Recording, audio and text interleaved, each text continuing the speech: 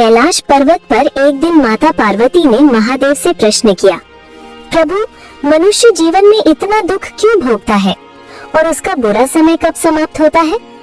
ये प्रश्न केवल पार्वती का नहीं था, ये प्रश्न हर उस व्यक्ति का है जो संघर्ष में है, जो टूट चुका है, जो ईश्वर से उत्तर चाहता है। महादेव का प्रथम उत्तर, काल को समझो। शिव पुराण में वर्णित है कि भगवान शिव ने पार्वती से कहा, हे देवी, जो काल को नहीं समझता वो दुख को शाश्वत समझ लेता है। महादेव को महाकाल क्यों कहा गया? क्योंकि वे समय के भी स्वामी हैं। और समय का सबसे बड़ा नियम क्या है? परिवर्तन। जो जन्मा है वो बदलेगा, जो बना है वो मिटेगा, जो आया है वो जाएगा। तो क्या दुख स्थायी हो सकता है? नहीं। दुख क्यों आता है? कर्म और आत्मा की यात्रा। गरुड़ पुराण में विस्तार से बताया गया है कि आत्मा अनेक जन्मों की यात्रा करती है। हर जन्म में किए गए कर्म एक ऊर्जा के रूप में संचित रहते हैं। जब समय उचित होता है वे फल देते हैं। महादेव पार्वती से कहते हैं, हे गिरिजा, दुख दंड नहीं, संतुलन है। अगर कर्म असंतुलित है तो जीवन संतुलन लाता है। जैसे शरीर में विष बढ़ जाए तो रोग होता है, वैसे ही कर्म में विकार हो तो दुख आता है। क्या हर दुख पिछले जन्म का फल है? नहीं। यहाँ शास्त्र बहुत सूक्ष्म बात बताते हैं। महाभारत में पांडव धर्मात्मा थे, फिर भी उन्होंने वनवास भोगा। क्या वो केवल पाप का परिणाम था? नहीं, वो परीक्षा भी थी, वो चरित्र निर्माण भी था।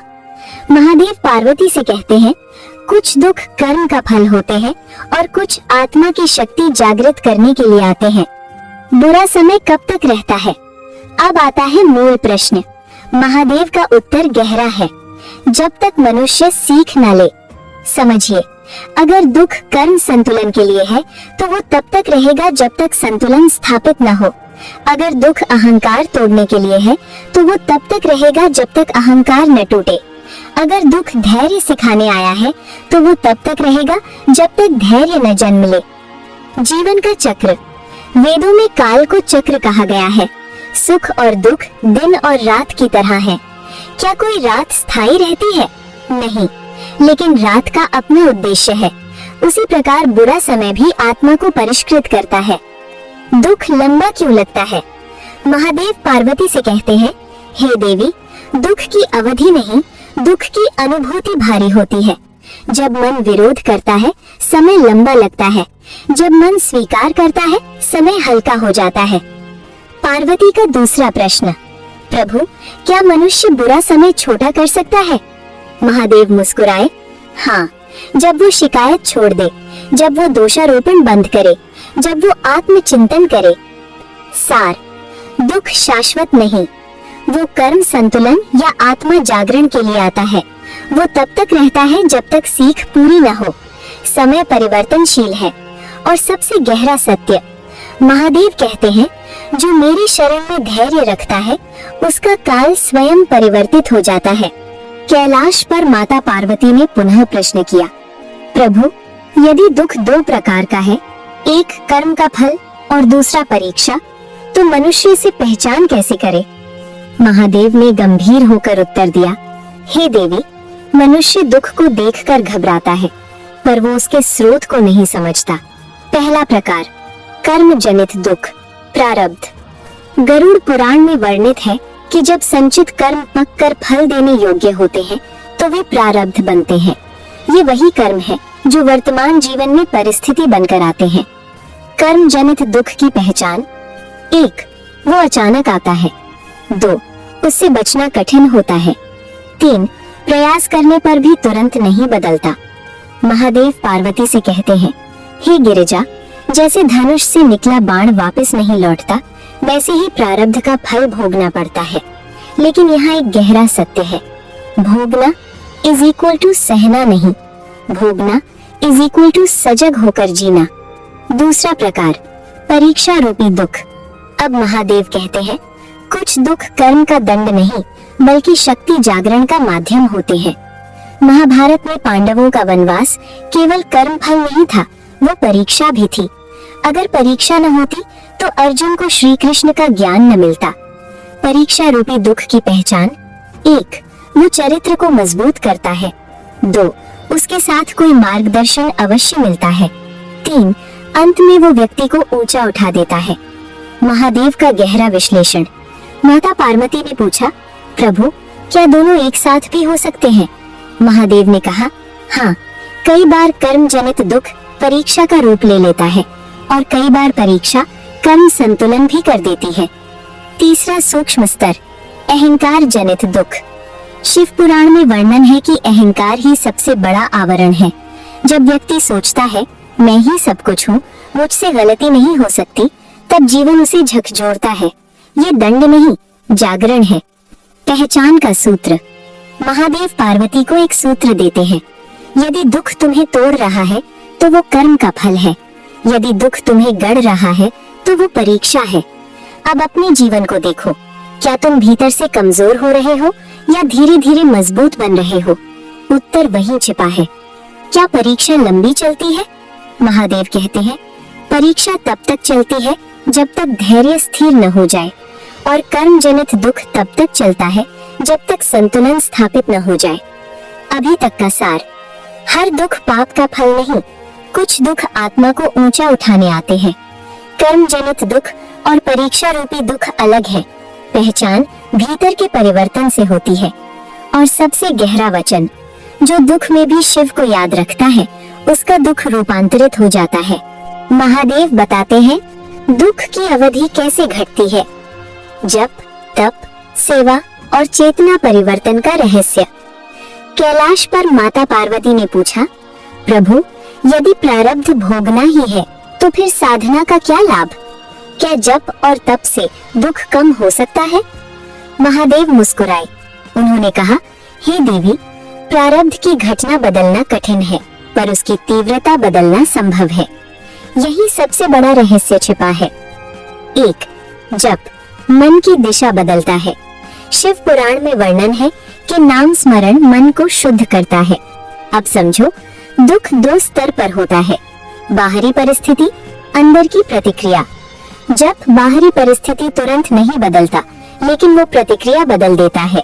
जब मन स्थिर होता है तो वही दुख आधा हल्का हो जाता है।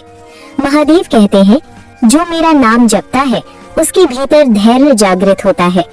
धैर्य जागा, दुख की अनुभूति कम। 2. तप, सहनशीलता को शक्ति बनाना। तप का अर्थ केवल जंगल में तपस्या नहीं है। तप का अर्थ है क्रोध रोकना, गलत शब्द न बोलना, अनुशासन अपनाना, कठिनाई में भी धर्म न छोड़ना। महाभारत में पांडवों ने वनवास को तप बना दिया।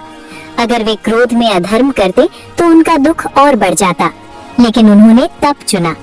तप दुख को दंड से साधना बना देता है। 3. सेवा, कर्म चक्र को बदलने का साधन। गरुड़ पुराण में दान और सेवा का महत्व बताया गया है। क्यों?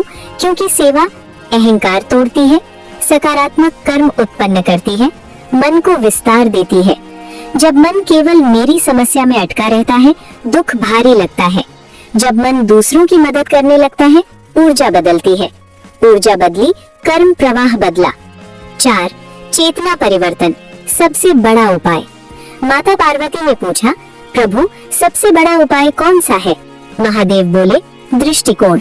अगर मनुष्य दुख को शत्रु मानता है तो वो उससे लड़ता है, अगर वो उसे शिक्षक मानता है तो वो उससे सीखता है, और जब सीख पूरी हो जाती है तो काल बदल जाता है। क्या प्रारब्ध सच में छोटा हो सकता है? महादेव का गहरा वचन, घटना की अवधि तय हो सकती है पर उसकी ज्वाला कितनी जलेगी ये साधक तय करता है। मतलब 1.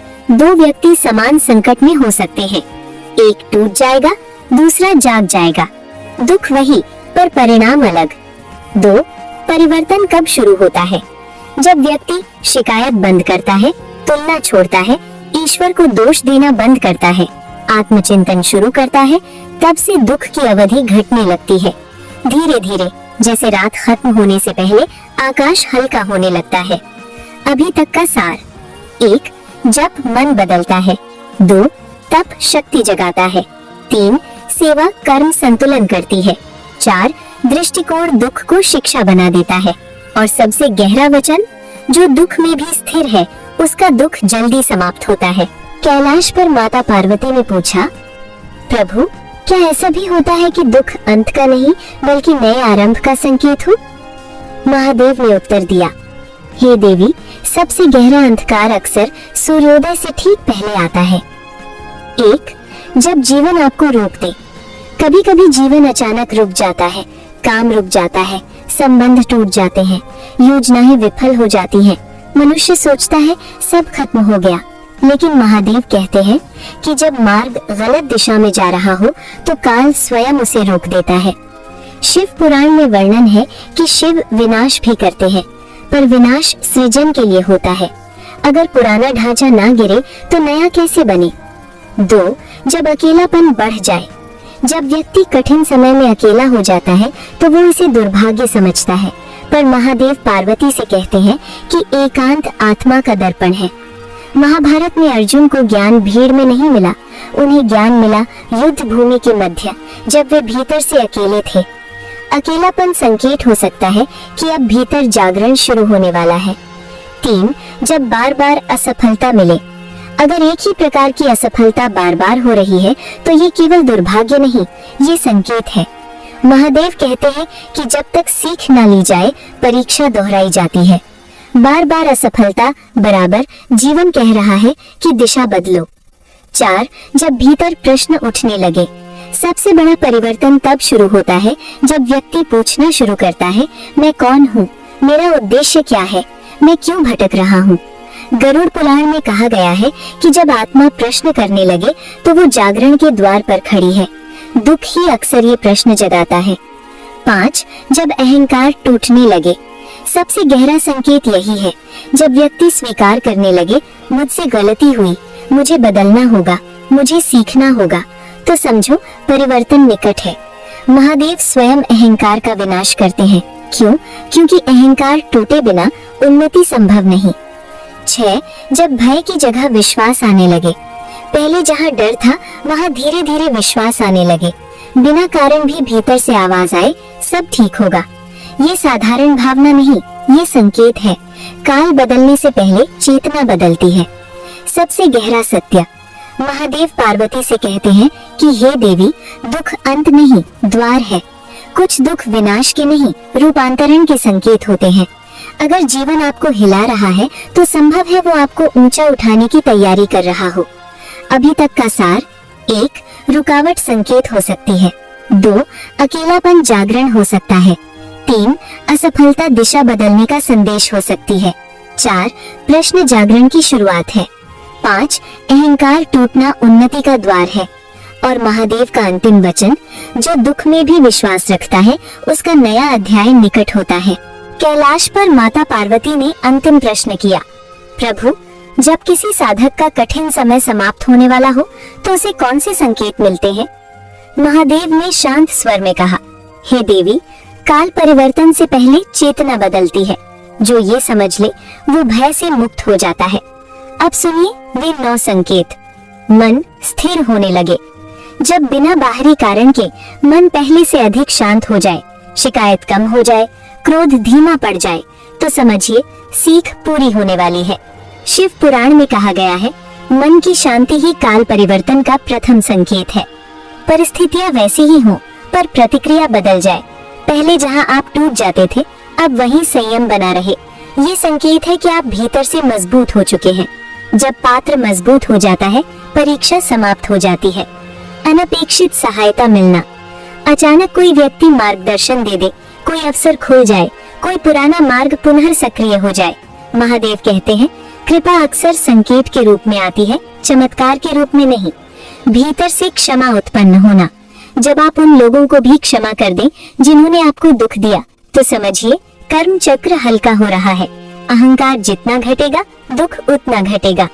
बार बार एक ही संदेश मिलना। कभी आपने देखा है, अलग अलग लोगों से एक जैसी सलाह, अलग अलग स्थानों पर एक जैसा संकेत, अलग अलग घटनाओं में एक ही शिक्षा। गरुड़ पुराण में कहा गया है, जब आत्मा सीख स्वीकार लेती है तो संकेत स्पष्ट हो जाते हैं। ये समापन का संकेत है। भय की जगह विश्वास। पहले जहां भविष्य को लेकर चिंता थी, अब वहीं एक हल्की सी आंतरिक शांति हो। बिना कारण भी लगे अब सब ठीक होगा। ये केवल भावना नहीं, ये चेतना परिवर्तन है। शिव स्मरण सहज हो जाना। जब नाम जप प्रयास से नहीं स्वाभाविक रूप से होने लगे, जब संकट में भी हर हर महादेव स्वतः निकल जाए, तो समझिए आपका संबंध भीतर से स्थापित हो चुका है। और जहाँ संबंध है वहाँ संरक्षण है। नई दिशा स्पष्ट दिखने लगे। कभी अचानक लगता है अब मुझे क्या करना है ये स्पष्ट है। भटकाव कम हो जाए, दिशा स्पष्ट हो जाए। महाभारत में भी ज्ञान मिलने के बाद अर्जुन को भ्रम नहीं रहा। स्पष्टता बराबर परिवर्तन का द्वार। भीतर से कृतज्ञता जन्म लेना। सबसे अंतिम और दिव्य संकेत यही है, जब आप दुख के लिए भी धन्यवाद देने लगे, जब आप कह सके इसने मुझे बदला, इसने मुझे मजबूत किया, तो समझिए दुख ने अपना कार्य पूरा कर लिया। महादेव का अंतिम वचन, हे देवी, दुख अंत नहीं उत्थान का साधन है। जो उसे समझ ले उसका काल स्वयं बदल जाता है। पूरी श्रृंखला का अंतिम सार, दुख कर्म या परीक्षा हो सकता है। जब तप, सेवा और दृष्टिकोण उसे रूपांतरित करते हैं। संकेत पहले भीतर मिलते हैं। काल परिवर्तन से पहले चेतना बदलती है। और सबसे गहरा सत्य ये है कि जब तुम बदलते हो तुम्हारा समय बदल जाता है। धीरे से मन में कहो, मैं टूट नहीं रहा, मैं रूपांतरित हो रहा हूँ। हर हर महादेव।